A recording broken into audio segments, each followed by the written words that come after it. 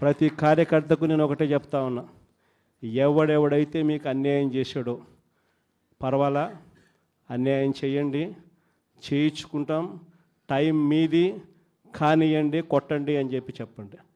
ఆడు ఎవడు ఏం చేస్తా ఉన్నాడో పేరు రాసుకోండి. రెడ్ బుక్ అని నేను చెప్పను, కానీ పేరైతే రాసుకోండి. మీరు ఏ బుక్లో రాసుకున్నా పర్వాలా, పేరైతే మీరు రాసుకోండి. దాని తర్వాత మాత్రం అన్యాయం చేసినోనికి సినిమా మాత్రం మనం చూపిస్తామని చెప్తాను. ఆ మనిషి రిటైర్డ్ అయి ఉన్నా కూడా లాక్కొని వస్తా, ఆ మనిషి దేశం విడిచిపెట్టిపోయినా లాక్కొని వస్తా. ఎవరిని వదిలిపెట్టేది ఉండదు.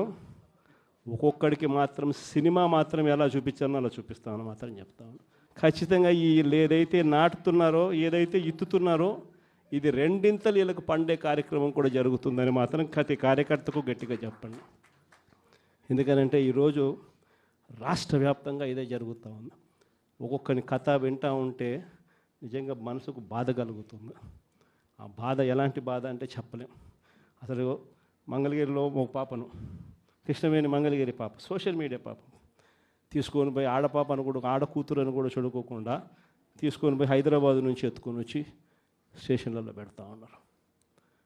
ఇంకొక పాప సుధారాణి, ఆ పాపను నెలలు ఈ స్టేషన్ నుంచి శ్రీకాకుళం నుంచి తిప్పినారు.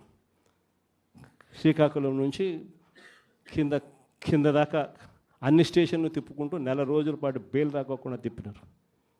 ఆడవాళ్ళను, ఆడకూతుర్లను కూడా చూడుకోకుండా కేవలం వీళ్ళకి వ్యతిరేకంగా పోస్ట్ పెట్టిందని ఇంత దౌర్జన్యంగా జరుగుతూ ఉన్నారు.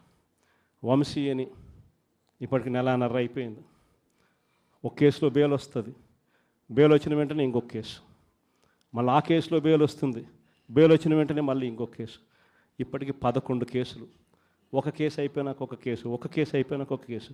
2 నెలలు దాదాపుగా వంశీ ఈరోజు జైల్లోనే కనపడతా ఉన్నాడు.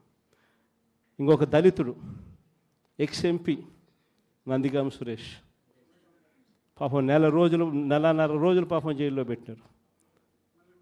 బెయిల్ రాకుండా అడ్డుకుంటూ జైల్లో పెట్టారు. మళ్ళా చివరకు కోర్టుల ద్వారా ఎంతో కష్టపడితే బెయిల్ వచ్చింది. వచ్చిన తర్వాత మళ్ళా 3 నెలలు 4 నెలలు తిరగకపోతే మళ్ళీ ఈరోజు నిన్న మళ్ళా కేసు. వాళ్ళ ఇంటి దగ్గరికి ఒక వ్యక్తి వచ్చి దళితుడని కూడా చూడుకోకుండా ఆ మనిషిని ఈయనే తిడతాడు. ఎందుకు నన్ను తిడుతున్నావు అని చెప్పి ఈయన ప్రశ్నిస్తే ఈయన మీద కేసు పెట్టి జైల్లో పెడతా ఉన్న పరిస్థితి మొట్టమొదటిసారిగా ఇప్పుడు చూస్తూ ఉన్నాం. అది ఈరోజు ఇంత దారుణంగా ఈరోజు జరుగుతూ ఉంది. ఇలాంటి పాలన చూసిన తర్వాత చెప్తా ఉన్నా, ఆ బాధలో నుంచి చెప్తా ఉన్నా, ఏదైతే మీరు ఎత్తుతూ ఉన్నారో తప్పుడు సాంప్రదాయాన్ని నాటుతూ ఉన్నారు, తప్పుడు సాంప్రదాయాన్ని మీరు చాటుతూ ఉన్నారు. ఈ సాంప్రదాయం ఒక వృక్షం అవుతుంది. మీరు ఏదైతే ఇచ్చారో అది 2 ఇంతలు వెనక్కి తిరిగి మిమ్మల్ని తన్నే పరిస్థితిలోకి ఈ వ్యవస్థ తయారవుతుంది. ఇలాంటి పరిస్థితుల మధ్య ఈరోజు మనం అంతా కూడా ఏకమై ఒకటి చెప్తా ఉన్నాం, రాబోయే రోజుల్లో గట్టిగా పోరాటం చేద్దాం.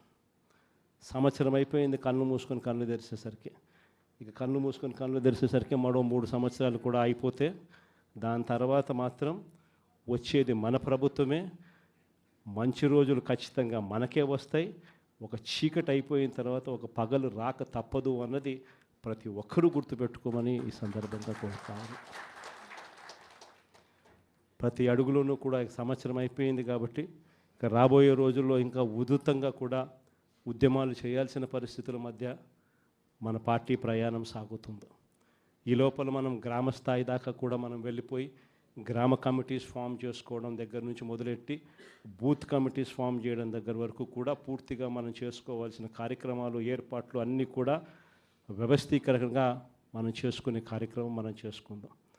దాని తర్వాత ఉద్యమ బాట పట్టాల్సిన సమయంలో ఖచ్చితంగా ఉద్యమ బాట పడుతూ ఈ ప్రభుత్వం చేస్తూ ఉన్న తప్పులను ఎండగడుతూ, ప్రభుత్వం చేస్తూ ఉన్న తప్పుడు పనులను ప్రజలకు ఎత్తి చూపుతూ మీ పాత్ర మీరు పోషించాల్సిన సమయం కూడా వచ్చింది అని చెప్పడానికి ఈ సమావేశాలన్నీ కూడా ఏర్పాటు చేసి మీ అందరి సహాయ సహకారాలు కూడా తీసుకునే కార్యక్రమం కూడా చేస్తూ ఉన్నాం.